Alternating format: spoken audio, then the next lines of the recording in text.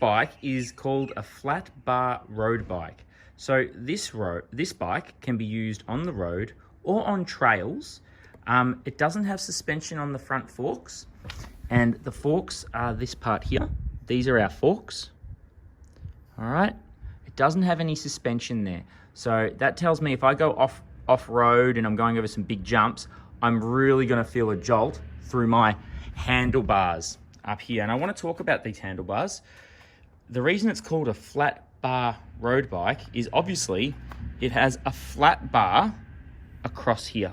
It does have a little bit of a curve. It's not completely flat, but that is what we call a flat bar road bike, okay? It's got some brake levers here, and the left brake is always the brake that we want to activate first in an emergency circumstance, because that activates our back brakes here. All right, that's really important, and we can see those brake pads pushing down on the rim of our back wheel. Down here, we have our seat post. Now this seat post, this has this one, and if I swing this bike around, bear with me for a second. If I swing this bike around, you're going to see that this bike has a quick release lever, and I'm going to explain what a quick release lever is. Bear with me. All right. The quick release lever here on our bike seat tells me that I can just pull on this. That's good. And I can adjust the height of my seat really quickly. All right. So as you start to grow, you might want to change that up. All right. You might want to start to put that a little bit higher so your knees don't hit up on your handlebars. So down here, we have this is what we call sort of our chain wheel here, all right? We have our cranks, and we have our pedals. These are just standard pedals. At the back here, we've got something where all our gears happen. We've got our chain to our bike, which is actually a beautiful, nice and silver. It's got a bit of grime on it, so it probably does need a bit of a clean. All down here, this is how your bike changes its gears, and this is using something called the Shimano Altus. A lot of these are Shimano, all right? This is a Cannondale bike, and this is a boy's bike. I can tell by that bar there. It's a nice flat, straight bar. This bike's probably for anyone from the age from about 10 to 15, 16, but if it went a little bit bigger in size, you could even get an adult on this type of bike.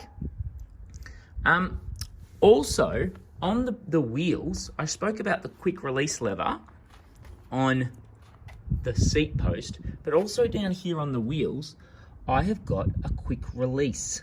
I'm going to do you a quick demonstration on what that looks like. I'll remove that wheel very quickly.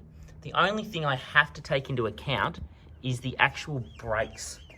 So up here, I've got my brake pads. They're nice and tight in the bike, but I can just release that lever like I did before, undo this, and very quickly, it's moving as well,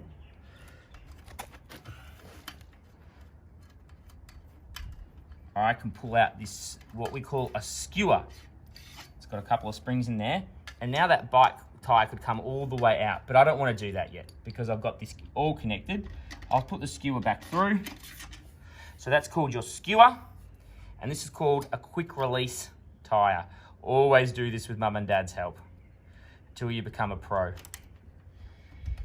And I'm just going to tie this back up. This is really good if you get a flat tire. Really good. A lot different to when you're younger. And I'm just going to tighten this up.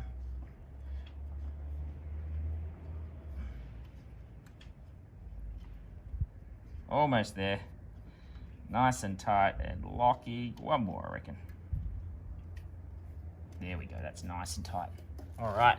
That's our quick release lever. Up here, this has two sets of brakes. Sorry, it's got two sets of gears. That's what I was going to talk about. On both sides. One side goes to 3. One side goes to 7. Now, you might be thinking, where do these magical numbers come in? Well, the 3 relate to the ones connected to our cranks here. There's 3 different levels. 1, 2, 3. So we can change. That's the 1, 2, 3. So the left-hand side's going to change that one. Then at the back, have a guess. That's right, 7. 1, the one the chain's on. 2, 3, 4, 5, 6, 7. All right? So you can change that. Now, I want you to have a fiddle at home and see if you can figure out, is it faster to be on the small wheel at the back and the small one at the front, or the big one at the back and the big one at the front? Or is it better to be on the small one at the front and the big one on the back, or the small one at the back and the big one at the front? Have a go at home and see which one is faster.